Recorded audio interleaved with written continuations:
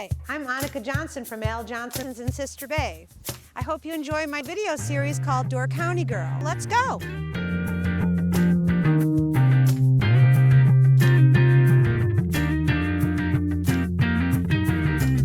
Hello everybody out there in TV world. We're on another episode of Door County Girl minus the girl.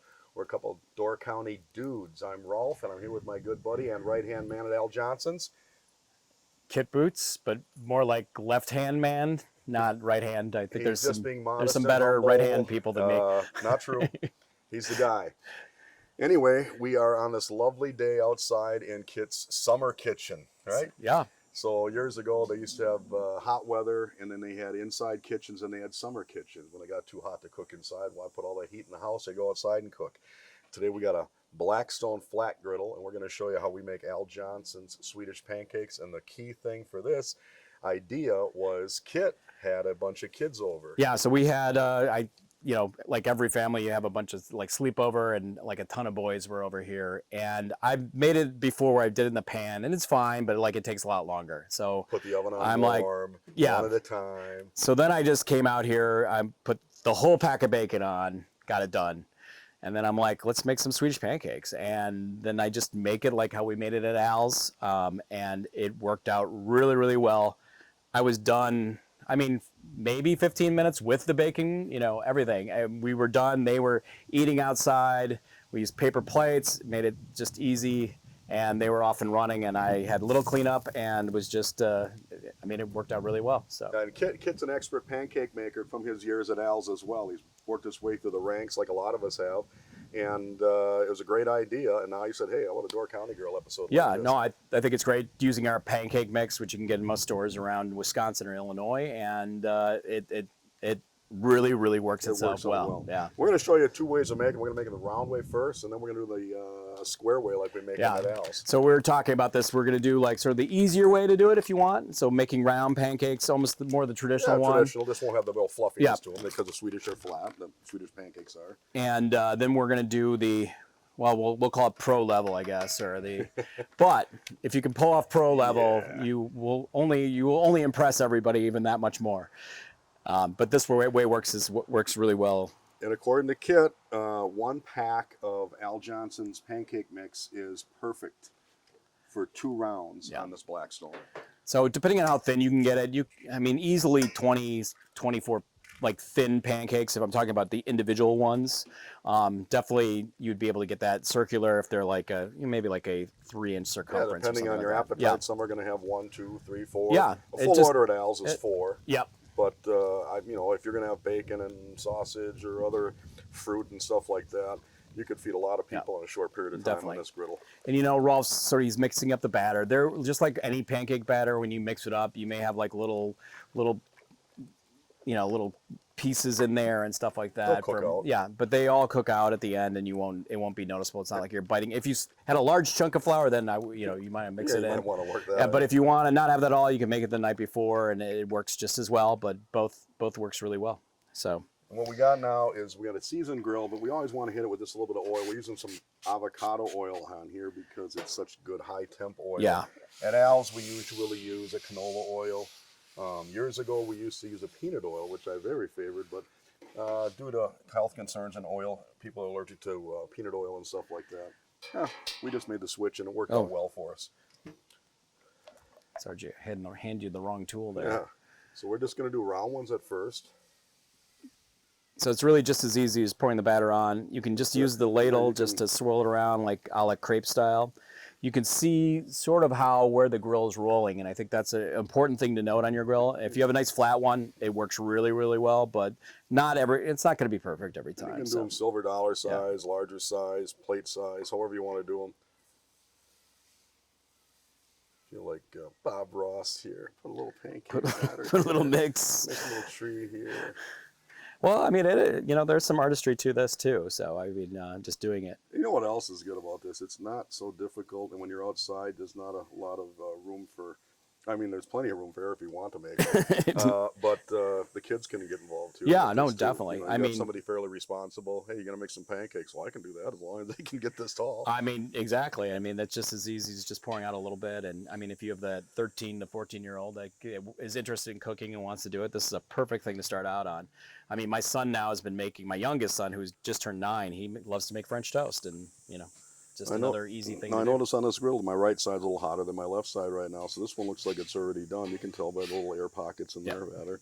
Perfect golden color. Batter's all dry on top. Look at The those. sheen is going away. Wow. You can see the sheen is starting to disappear. So if you have more oil, there'll be spotty. You can notice here it's a little spottier. If you wipe off all the oil, it'll be nice and clean. Yeah, and it is like any cast iron griddle or cooking utensil. But once it's well seasoned, you need very little oil. No, after a while, it's got its own non-stick surface. And over here, you're going to see the little lighter areas because I'm maybe too close to the edge here. Yeah. But I guarantee they're still going to be tasty. Oh yeah, for sure. Let me grab the plates for you here. You can take a little peek at the other sides of them too. That's about perfect. That's like right there. So we're going to go 3 pancakes. We're going to put the prettiest one on top, which I think will be that one. Okay. I mean, and then you just have the kids line up and you're just handing them pancakes and you're on your way. Easy. And again, you'll make them according to the size of your crowd.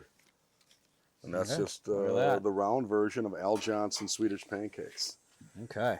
Next. Pro version. According I'm going to move these off. I'll be right back. So we just hit it with a little oil like we did before. Take a little piece of paper towel. So do you want to know something? You know what my family calls these? No, what is They're that? called puppy cakes. Oh. Because if you have a dog that's watching you, they get the little puppy cake. Coincidentally, we have my dog here. Oh, she got some. Livy. Oh, she went for the puppy cake. So that's Livy. We usually made her like a little one, and then you just right off the grill. There you go. So pro level now. This is pro level. So, again, as he pointed out before, you kind of see what the pitch of the grill was. Yeah, exactly. We noticed this was a little warmer, so I turned it down a little bit. But you just get a feel for it, play around with it. But now we're gonna go the ladles, and what we do is we basically pour it out to form the whole grill too. You can see it's all running a little bit to the right.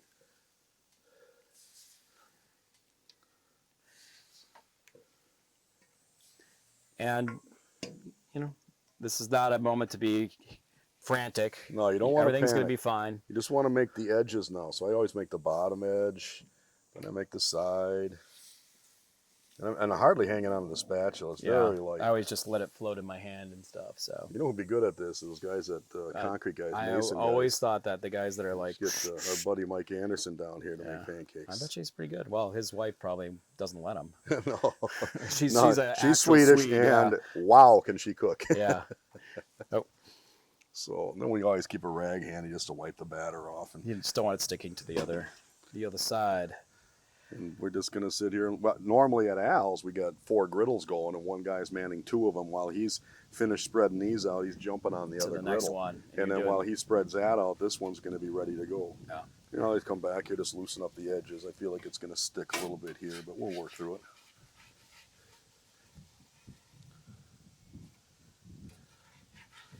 And we'll kind of wait for that sheen to go away. Take a peek now and again. They're looking pretty good. So you're going to explain the cutting method next, like the exact way to do it, Al's. This is how we do it at Al's. We go 1 across and 5 down, and that gives you 3 orders of pancakes with 4 individual cakes on each plate. Now, you could make 1 straight ladle up the front and just do a cross sign, just a plus, and you get 1 order of pancakes. A single order of pancakes, yeah. And basically, it's 1 8-ounce ladle to every order of pancakes. And I got a habit of tapping. I don't know why. My sister pointed it out to me one time. And I always have to hit the bottom here. I like when it makes that noise. Oh, that last cut. Yeah, Bam. dink, Yeah. dink, dink. Everybody look at me. Yeah, maybe that's what it is. It's an attention grabbing thing. So you just... It's called the 20-something cook. Yeah. You just flip them over. If they weld together like this again, just kind of... You can recut them again. Or like you can flip 2 at once and get it on the back end too. If you notice they're cooking too fast, you actually do want to flip them a little bit faster. That's when you may want to move into slightly speed not a panic mode, but just you'll just get comfortable doing that. And if Kit or I were in charge, of a big large crowd, we'd probably have this thing wide open, and just on and off, on and off, on and off. because we can knock out a lot of pancakes in a short period of time, which you'll be able to as well. And the size of this griddle helps immensely. Well, could you imagine the dad or the mom coming out here and pulling off this feed and just handing off pancakes, and you're done cooking within 15 minutes, and it's just a good time, easy. What we do is we always try to look for the nice pancake, be the fourth one on top. Yep. Although they're all going to taste the same.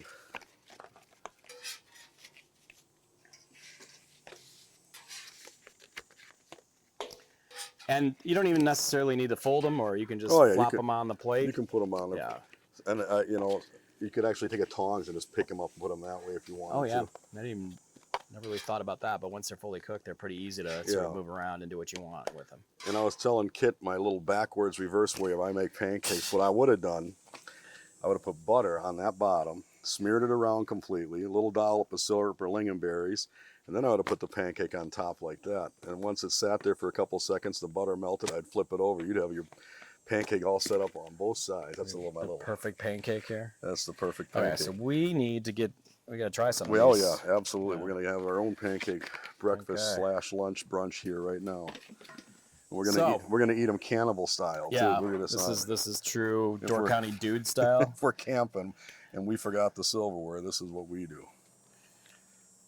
It's you know, it's sort of fun to eat it like this. I'm telling you. And you know, if you did make sausage or bacon or whatever, roll them right up inside of here. Best pigs in a blanket ever. Yeah. Now they are going to be hot, so don't do that pizza burn thing. Be careful. You know, you could sort of, when you roll them up and you just use the top, it's nice and hot in the middle, but the outside thing cools down pretty quick. There was no doubt I was going to like it. Oh my gosh. Yeah, I know. Like this was going to be this was hard to oh. I'm not surprised. I mean, the hard thing is actually eating and talking now. So yeah, we could brag about them, but you know, make them yourself. You'll get the gist. Yeah, try it out. If there's something that worked better for you, let us know in the comments. If there's another recipe that you want to see on the Blackstone, some other Swedish thing. Yeah. You know, if you want to do Jansson's Temptation on a Blackstone, I would love to see it. Bring it on. Yeah. I bet you I would love to eat it too. Yeah, right. That sounds very good. Yeah, write in your suggestions, and if you decide to try the way we make them, send us pictures. Yeah, do a little video of yourself making a square version of the cut ones. You know who else? You know who would be good at that is Dane Hartzell. Oh yeah, no, he's done that. He's done that. Yeah, he's done them at home, and he's done them. And he's made them square. But if he doesn't have a Blackstone, he should get one. So this is the Al spatula. He actually called me up. He's like, "Hey, I need to buy an Al." I think Conlon did too. He's like, "I need to buy an Al Johnson spatula." Yeah, we didn't mention that. That spatula is the way to go. I mean, not on a nonstick, but on a regular cast iron or metal griddle. These spatulas are the cat's meow. Yeah.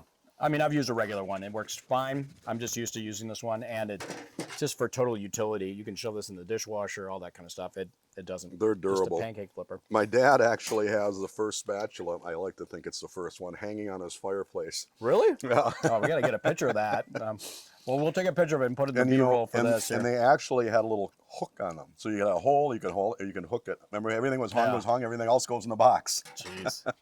That's an old thing we used to say. Oh, I forgot about. We used to hook them all up. Kit and I used to wash dishes, and we'd go ask the cooks, "Hey, where does this utensil go?" And they'd look at it and they'd say, "Whatever can be hung is hung. Whatever can't goes in the box." All the ladles, everything was all hung up.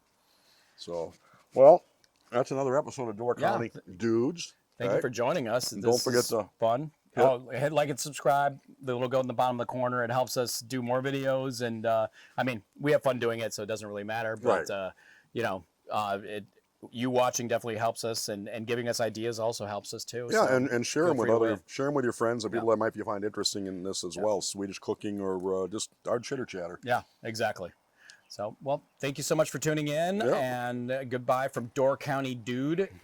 And we miss you, Annika. Yeah, we do. It's hard eating these pancakes without you. Okay. Hey-do. Thanks for watching Door County Girl. Don't forget to subscribe, and we will see you next time.